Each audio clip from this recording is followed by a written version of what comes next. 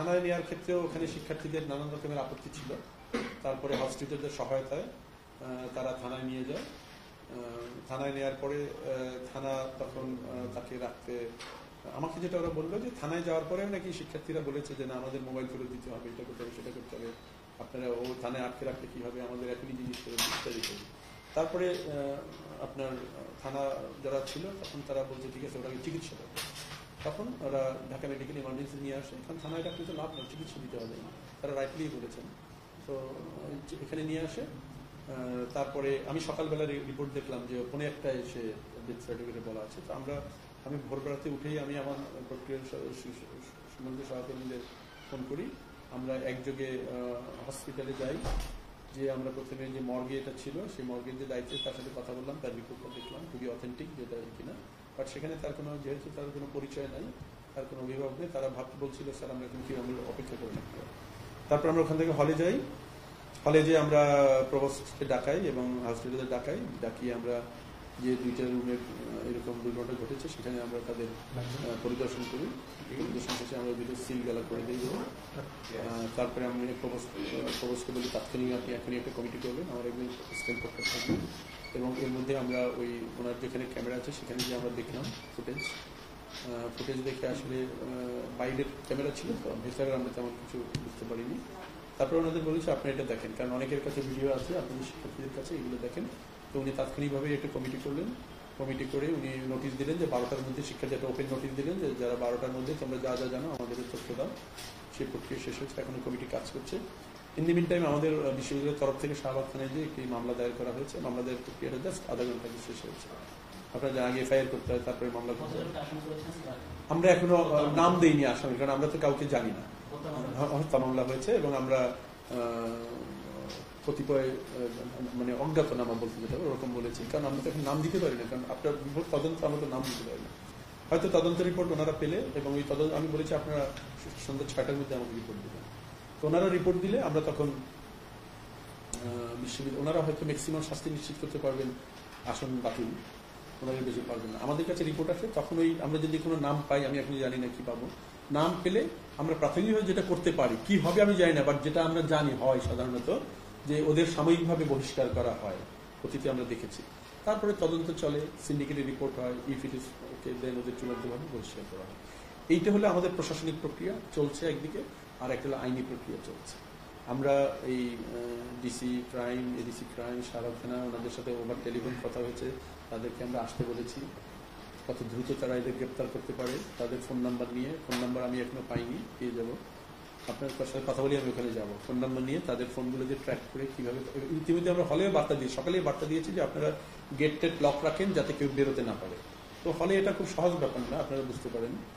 তো তারপরে তারা চেষ্টা করেছেন এবং আমরা ওই নম্বরগুলো পেলে আমরা হয়তো পুলিশকে বলবো যে আপনারা আপাতত এদের ট্র্যাক করে এদেরকে গ্রেপ্তারের ব্যবস্থা করেন।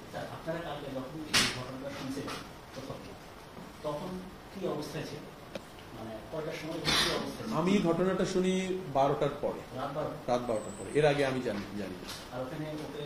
কিন্তু ওইখানে স্পটে যে শুনলাম ও বোধ হয় ওখানে বোধ হয় একটা ফুটবল খেলা কি হচ্ছিল, 7টার পরেই নাকি ওকে ধরেছে। ওকে প্রথমে নাকি দেখেছে ঘোরাঘুরি করে, মানে ওরা সন্দেহ হয়ে ধরেছে, আমি যেটা শুনেছি। তারপরে নাকি 10টা, আমি দেখলাম সিসিটিভিতে যেটা দেখলাম 22টা সামথিং আর কি ওই ইয়ের মধ্যে ঢুকছিল আর কি, সিসিটিভিতে দেখলাম ওই গেস্ট রুম না কি ওর মধ্যে ঢুকছিল। সো ইট ওয়াজ, বাট আমার কাছে মোবাইল টিম আমাকে অবহিত করে 12টার পরে, তখনই আমি ওদেরকে ওখানে যেতে বলি। থানায় নিয়েছে ওই যে মোবাইল টিম যাওয়ার পরে শিক্ষার্থীদের মধ্যে একটু ছিল, থানায় পাঠাবে না, ওরা ওদের হলে থানায় গেলে তো মামলা হবে, আমাদের জিনিসের কি হবে ইত্যাদি ইত্যাদি।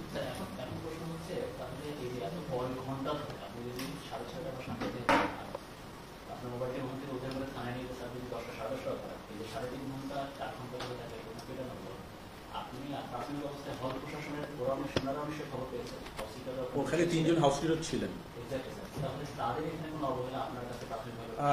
আমি এটা এই মুহূর্তে বলতে চাই না, বাট মানে আমরা ওই ব্যাপারটাকে আমাদের কমিটির বিবেচনায় নিব যে তাদের কোনো অবহেলা আছে কিনা। আমরা একটা হলো ওই শিক্ষার্থীর যাদেরকে তারা আইডেন্টিফাই করবে তাদের ব্যাপারে যেরকম আছে, আর হল প্রশাসনের ক্ষেত্রে অবহেলা আছে কিনা সেটাও আমাদের, আমরা যে এখানে তদন্তগুলি করবো সেটা আমরা বিবেচনায় দিব। সেটা আমরা খতিয়ে দেখব। কথা বলেছি।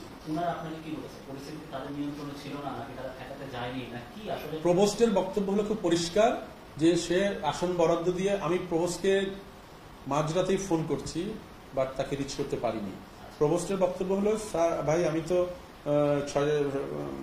সারাদিন হলের আসন বরাদ্দ দিয়ে 7টার সময় বাসায় গিয়ে আমি ঘুমাই পড়ি।